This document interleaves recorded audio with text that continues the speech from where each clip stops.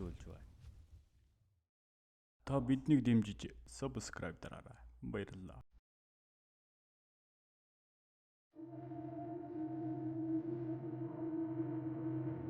Нийгмийн 987 оны намрын сүүл.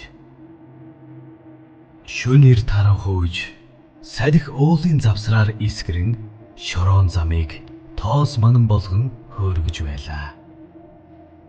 Ганбаатар гэдэг туршлагатай жолооч арханган чиглэлд ачаа хөргөж яв. Түүний унаа бол хуучинч найдвартай зил 130. Радио байхгүй. Зөвхөн моторын тасралтгүй дөнгөнөх чимээ. Дугуйн доорх хайрганы шажигнах дуул түүний хамтрагч байлаа. Тэр олон жил энэ замаар явсан хүн. Аль жалга, аль гүвэ, аль эргэлт нь аюултайг андахгүй мэднэ. Гэхдээ тэр шөнө зам өөр байсан юм шиг санагдаж байлаа. Хитрхи намгүн, хитрхи хоосон.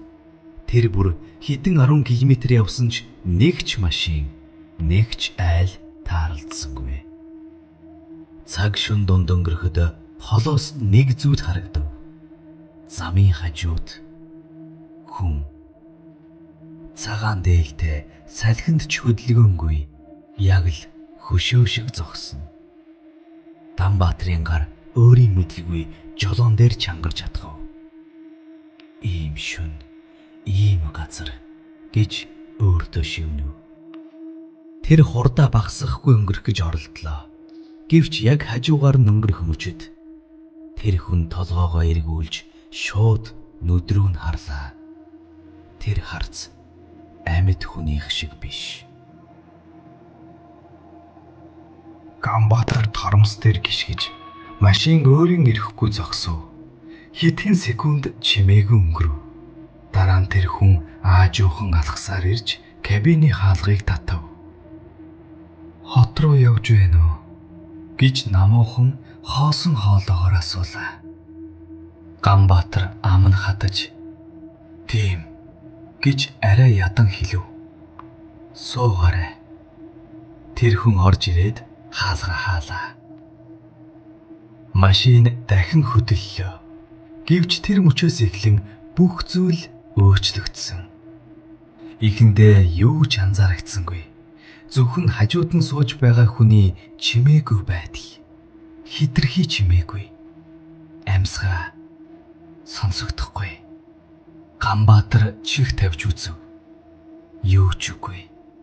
Тэр хүний цээж хөдөж байгаа ч үгүй. Та хаана буух вэ гэж асуулаа. Хариу алга. Зөвхөн цонхны цаадах харанхуй руу ширтэн. Салхи ширүүсч машины гэрэлд шорон манан босож зам бараг харагдахгүй болов.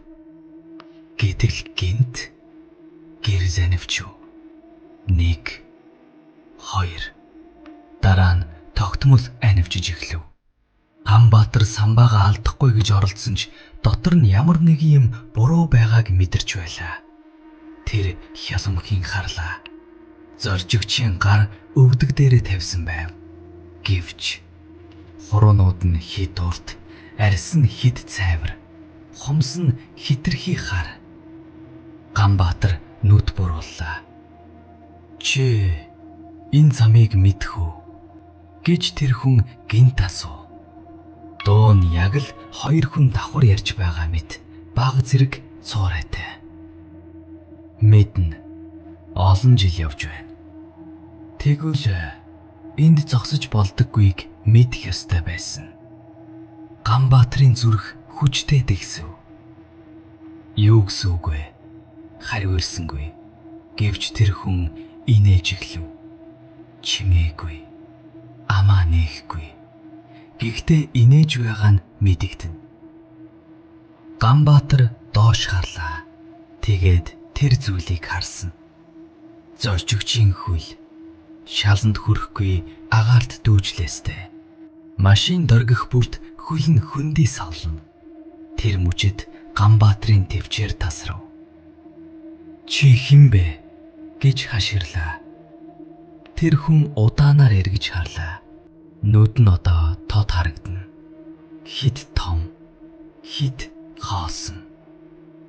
Чи намайг замаас авсан. Одоо чи надтай хамт явна. Ганбаатар торомс гიშгүү. Хөдөлсөнгүй. Дахиад хүчтэй гიშгүү. Юу ч болсонгүй. Рүүл нь өөрөө эргэж эхлэв. Машин замаасаа гарч харанхуй руу чиглэн дахив. Зоос гэж Ганбаатар хашгирлаа.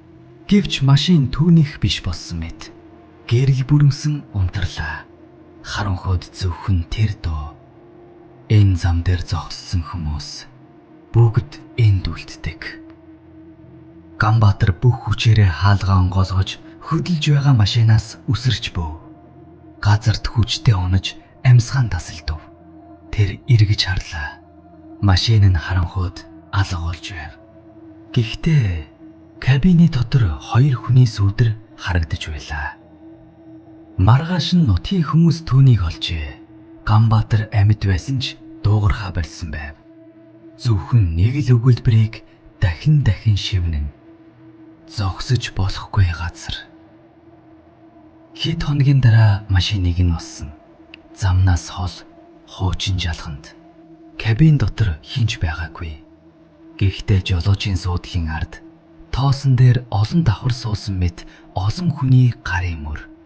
Яг л дотор нь олон хүн байсан мэт. Харин урд шилэн дээр дотроос нь битсэн мэт. Дараагийнх нь аль хэдийн ирж байна. Түүнээс хойш тэр замаар явдаг жолооч нар нэг зүйл ярьдаг болсон. Шөнө орой салхи босох үед замын хажууд цагаан дээлтэй хүн зогсож байдаг. Зарим нь зогсдог, зарим нь өнгөрдөг. Харин зогссон хүмүүсийн тухай дахиж хинч сонсдоггүй.